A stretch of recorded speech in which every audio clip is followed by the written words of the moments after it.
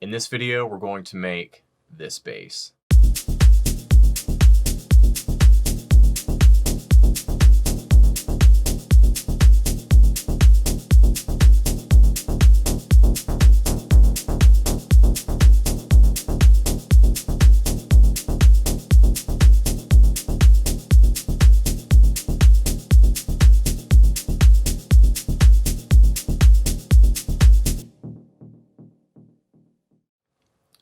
Hello everyone, welcome to another In the Studio. For this video, I thought it would be fun to do a in-depth bass sound design walkthrough, tutorial, what have you. So let's just get right into it and dive in. So I have this little groove here.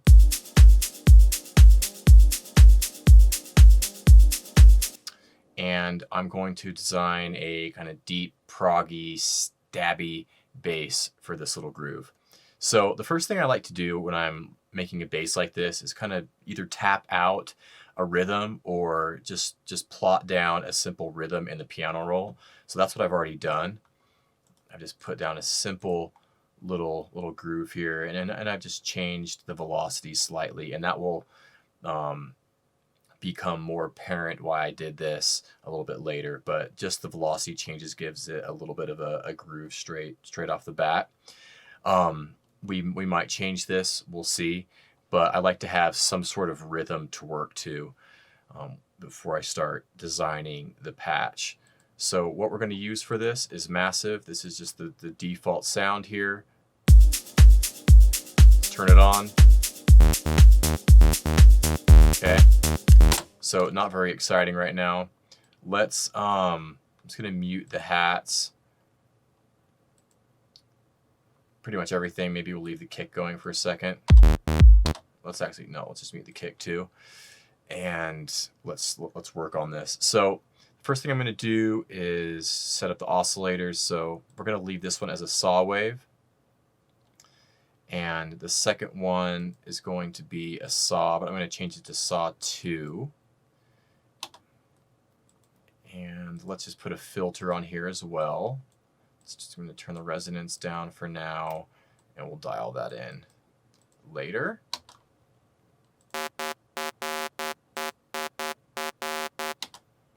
Okay.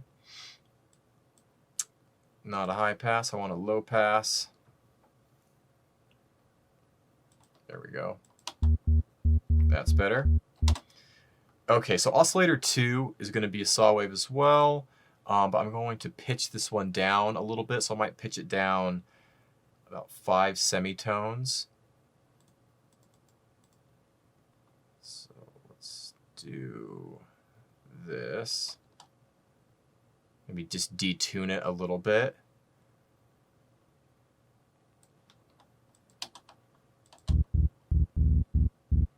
Okay. And on this one, I'm just going to turn down the amplitude on that a little bit, so we get that. That's going to be less prominent there, but without that Oscillator 2, just thickens it up. It gives it, you know, a nice bit of extra kind of attitude. Okay. And then we're going to add another third oscillator, which is going to be a sub oscillator. So actually I'm just going to leave this on square saw and turn the wavetable position all the way to square.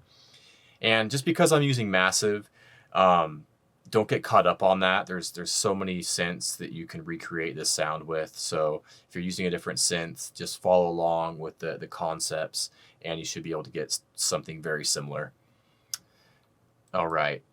So then we have that saw or square wave on Oscillator 3 pitched down a octave. Let's pitch it down 1 octave. There we go. And this one, I also don't want it at full amplitude, so let's just turn this down a little bit.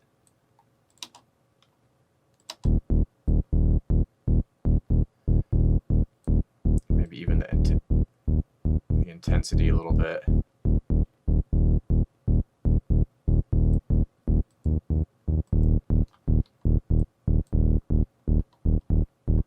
Okay, that's just like the raw kind of basic sound there. The next thing we're going to do is just set up the envelopes. So envelope 4 is the amplitude envelope. So let's dial this in. I'm just going to turn the sustain right down right from the get. And we'll just dial the attack decay and release in to taste. I'm actually going to play this with the kick.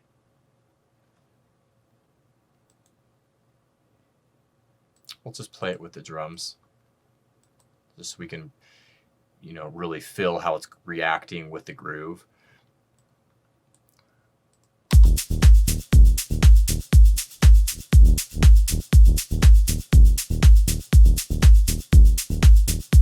Just going to turn this up a little bit for right now.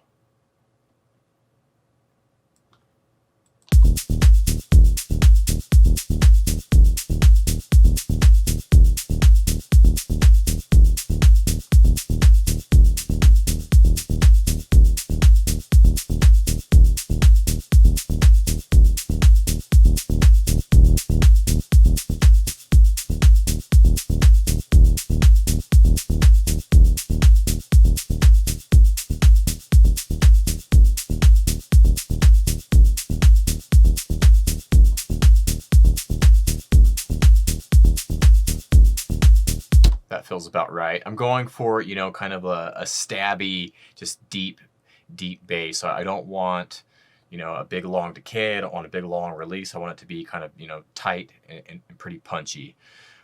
And I did give it a little bit of an attack, because sometimes if you have the attack at 0, it can just sound a little bit too sharp. So especially on the low bass like this, I'll tend to push the attack up slightly. So that's sounding about right to me.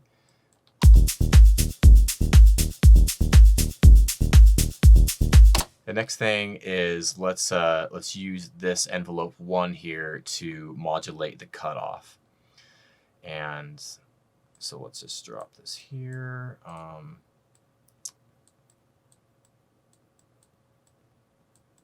And I want the cutoff actually to sit pretty low, and then really have the filter envelope be, you know, really what you're hearing for the most part.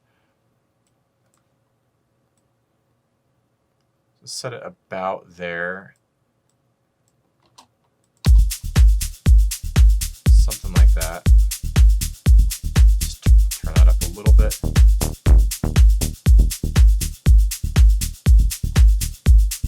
About there.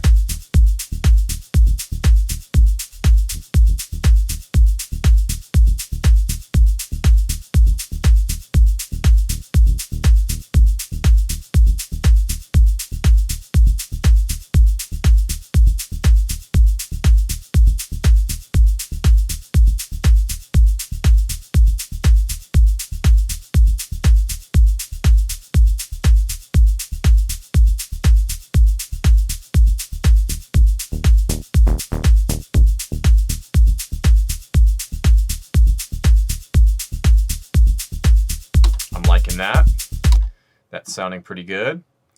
You could play around with the resonance. Sometimes, let's just see how it sounds.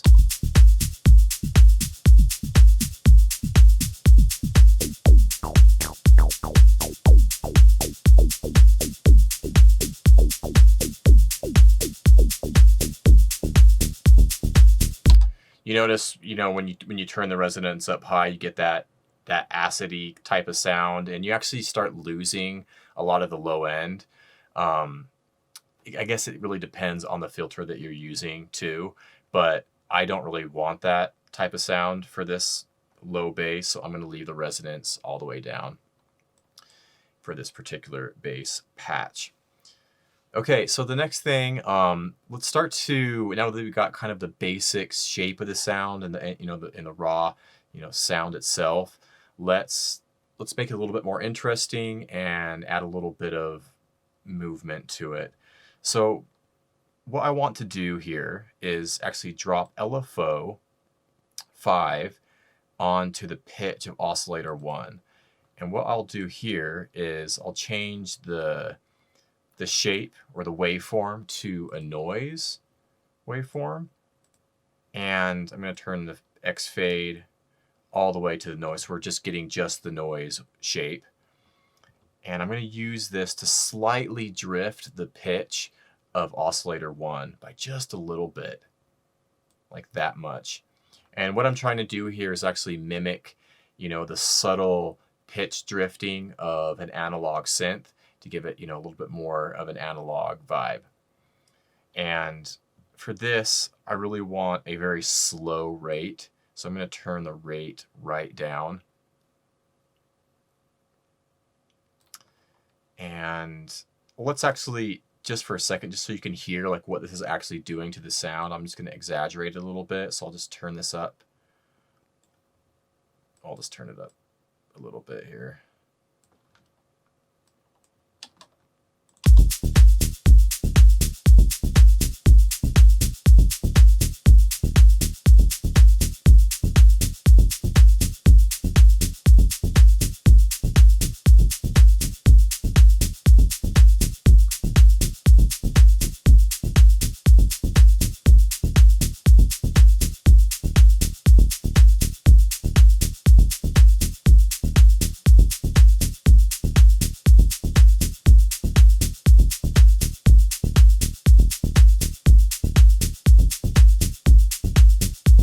Can hear it, you know, altering the pitch there, but I just want to keep this really subtle, so I'm just going to go about there. Just give it a really slow, kind of subtle pitch drift. So I'll just turn the rate right down and maybe go about halfway, 60% or so on the app, or the depth, I guess.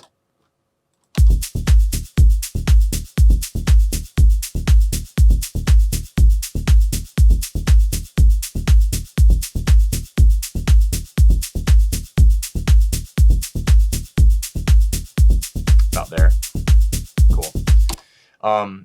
Now, one thing to keep in mind is when you're working with bass, it can be nice to kind of lock the phase, the oscillator. So I think that will work nice in this case.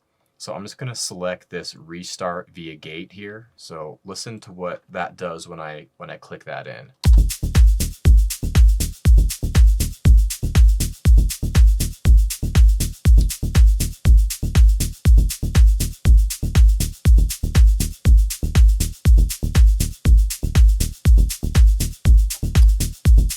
Here we just get a much more solid sound. That just simply means that all the oscillators phase are going to be, you know, together.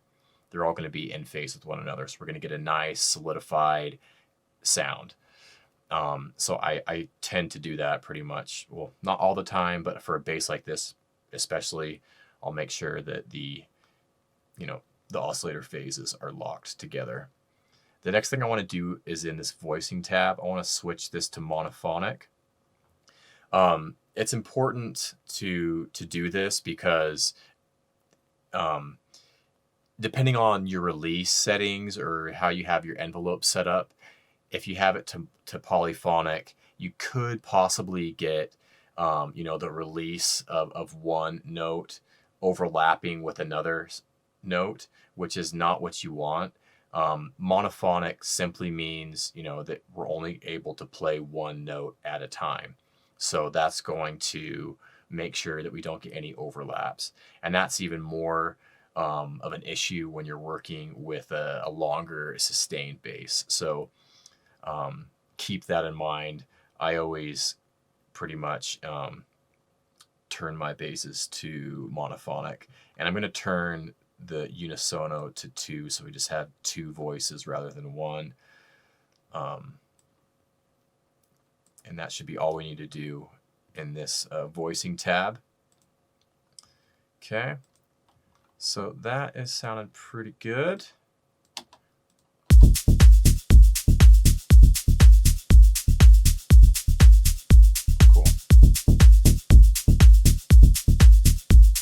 Now, the next thing I want to do to give this a little bit more movement is do some velocity mapping. This is something I've mentioned multiple times, but it's such a good technique for making your bass lines more interesting. So let's do it. I'm just going to clear that macro. I don't need that. So I'm going to drop the velocity onto a few different parameters. First, let's do the cutoff. And we'll just kick that up a little bit. So all this means is, for those who aren't familiar, the higher velocity values are going to have, it's going to open up the cutoff slightly more than the other sounds by this small amount. So that just means we're going to get some slightly varying cutoff positions, which is going to make the bass feel a little bit more alive, make it just more interesting in general. So if I was to exaggerate this,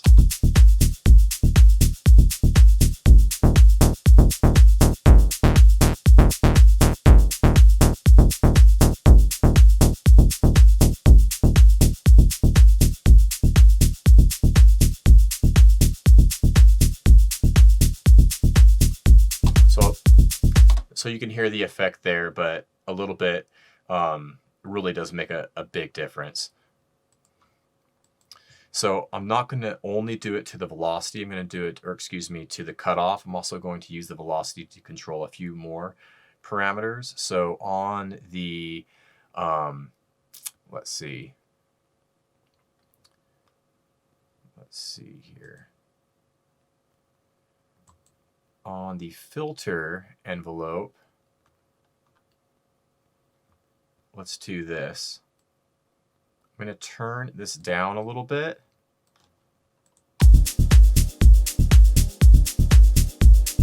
And I'm going to use the velocity to modulate the level of the attack so that the louder velocity values get a slightly more attack here.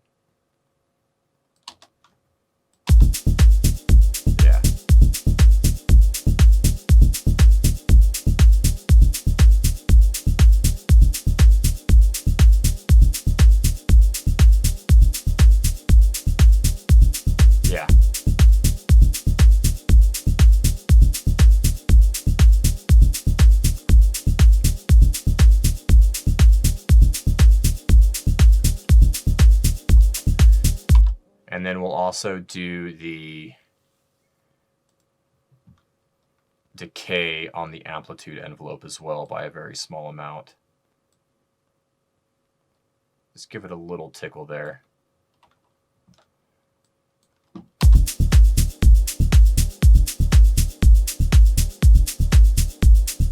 Cool. And then the next thing I want to do is maybe add a little bit of extra kind of body to it, and so a great way to do that is with some distortion.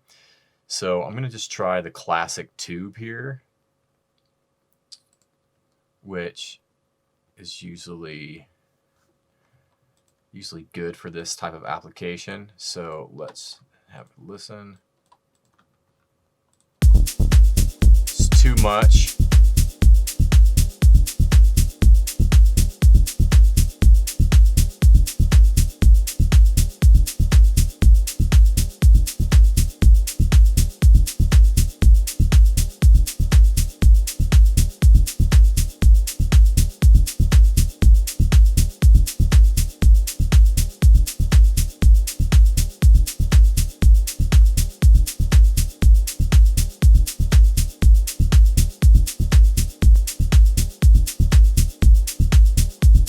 But instead of having just, setting this at a stagnant spot, let's actually just have this be modulated by the envelope 1, which is controlling the filter as well.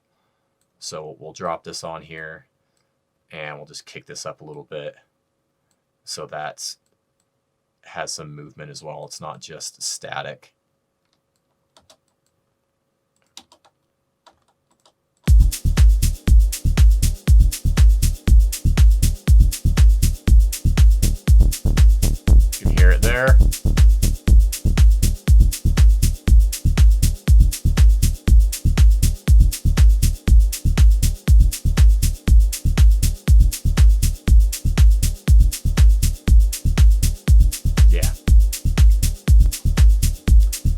just gives it a little bit more body.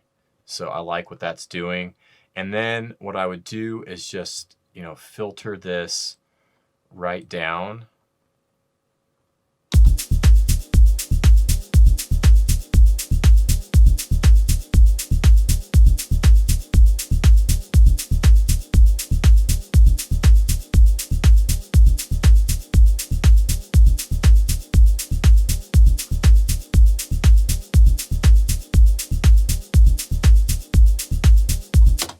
And there we go. And then we have a nice, deep, proggy, you know, kind of staccato, stabby bass.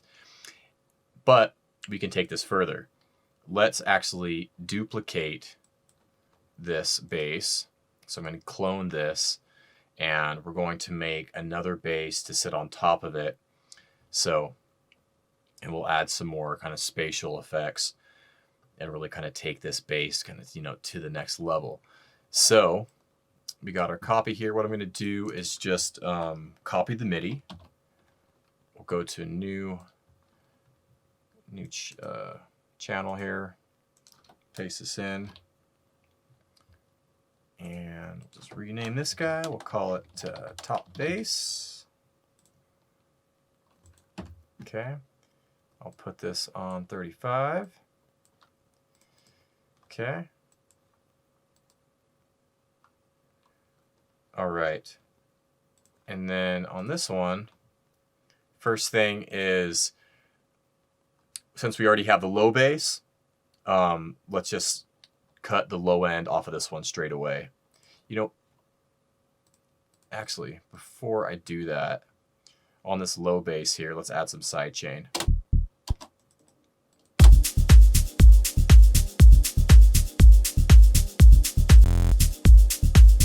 So this is a nice curve here for bass. It's a good starting point, and 60% seems to be a good starting point for the mix. So let's just give that a try.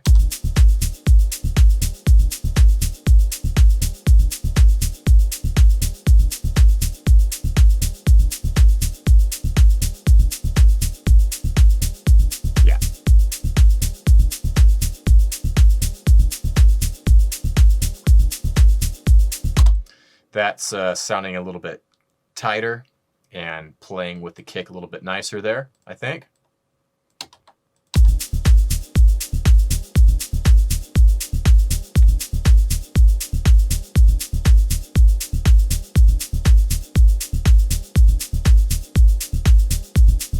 Yeah.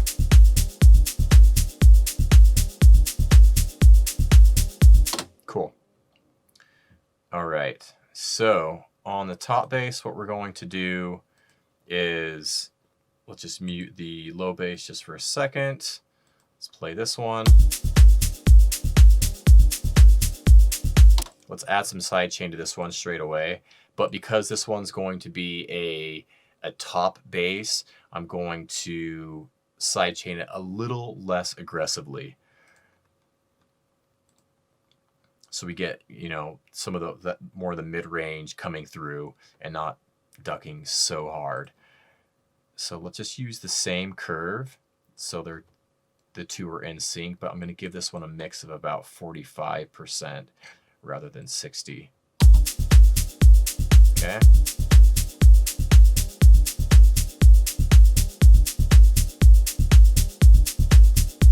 Now for this one, let's do some adjusting here. So first off, I want the cutoff to be a little bit more open on this one. This is a top bass. We already have the low bass, so let's open this up a little bit more.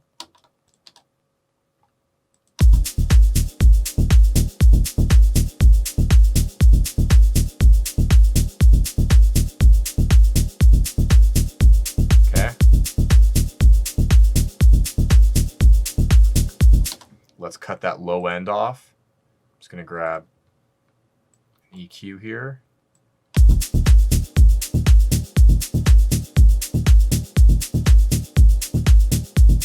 We'll cut that low end off, and then I want to add some spatial effects to the top bass.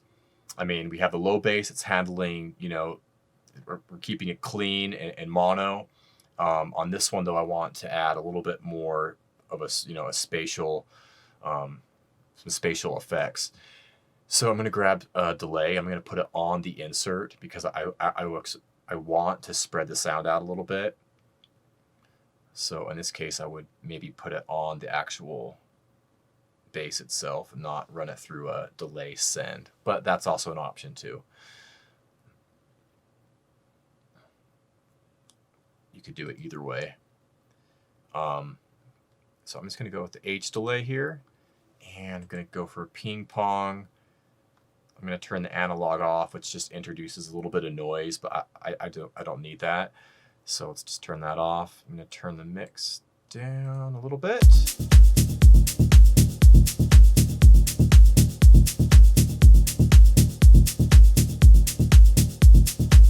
Okay. Roll some of that low end off. That sounds good about there.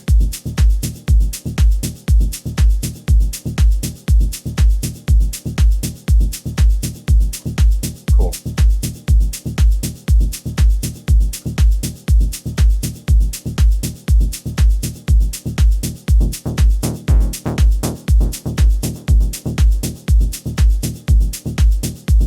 And that sits on top of the low bass quite nice. And then we're also, because I have the delay on the insert, it's opening up the sound a little bit, and it's creating some width, which is going to help it sit better with the low bass, and it's also going to give the track a nice little bit of stereo width in the low mid range, which can sound really nice. All right, so we have the EQ taking away some lows. We have the delay giving us some nice movement and groove. We've got the sidechain on there. I'm also going to add a second effect here. Let's add a little bit of a chorus, which is just going to give it the bass a little bit more depth and a little bit of subtle modulation.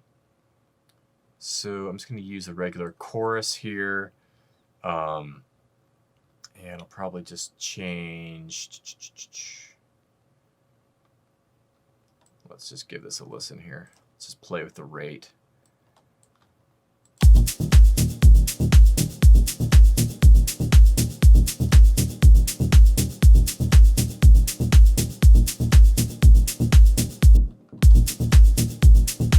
About there.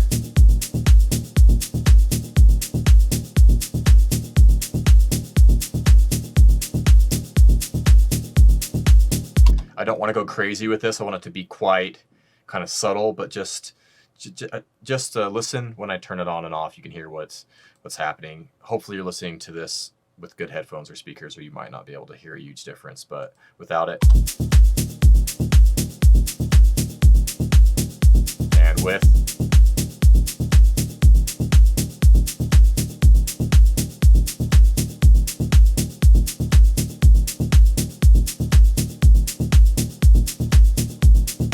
Yeah, it's just adding a little bit of width. It's adding some modulation, and it's just kind of,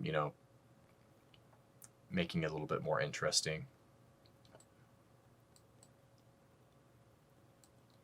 Cool, I like that. A little bit of chorus on there.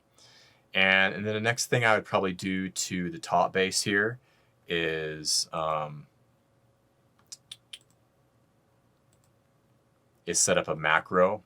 So let's do that. Let's just call this one Mac, for lack of a better name. And we will use this to play with the cutoff.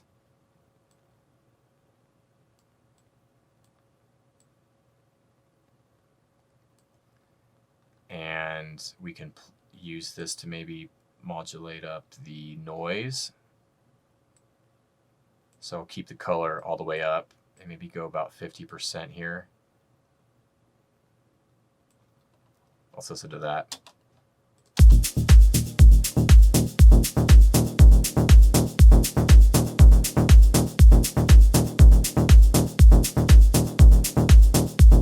Yeah.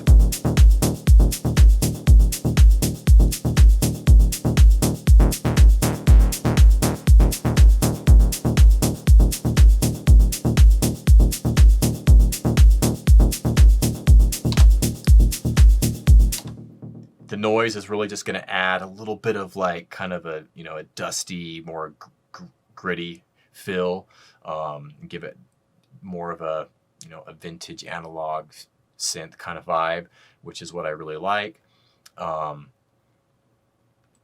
it's just nice to have one macro control, you know, that you can just use to automate throughout the arrangement rather than drawing in a bunch of automation lines for separate parameters. So what we can also do is, let's see, could take the filter envelope and also use this macro to slightly push up the decay and the sustain maybe here. Let's hear what that sounds like.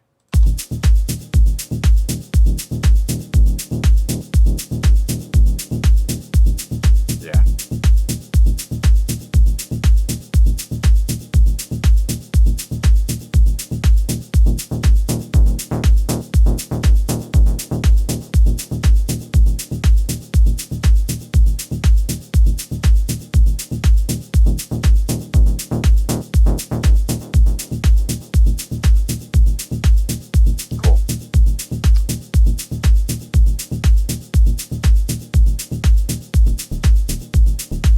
Bass.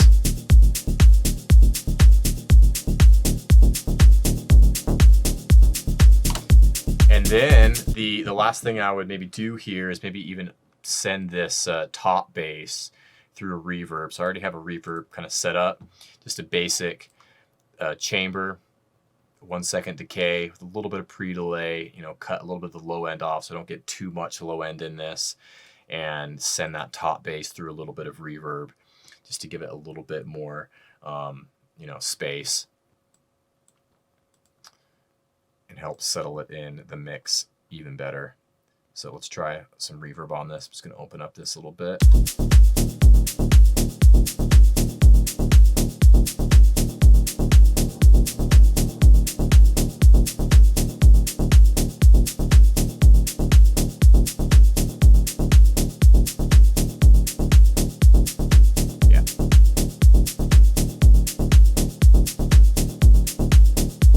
Awesome. And then I would probably map this macro to my MIDI keyboard and automate that throughout the arrangement. So just play around with that, highlight that little dude, give this a little wiggle, and then wiggle on your MIDI keyboard, and there you go. You got a nice macro controlling a few different parameters that you can automate throughout the arrangement, and then you can obviously, you know, adjust the range at which the macro is controlling the parameters to taste.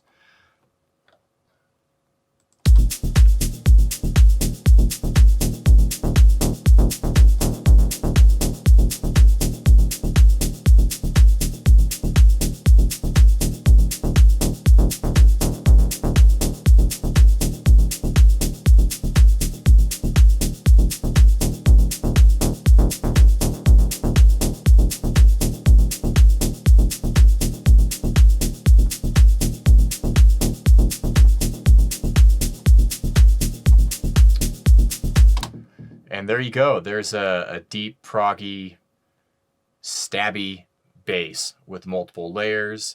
And that's something that I would definitely use in a production. Hopefully you found this video useful. Leave me a comment or question. Thanks for watching, everyone. Take care, and I'll see you soon. Bye-bye.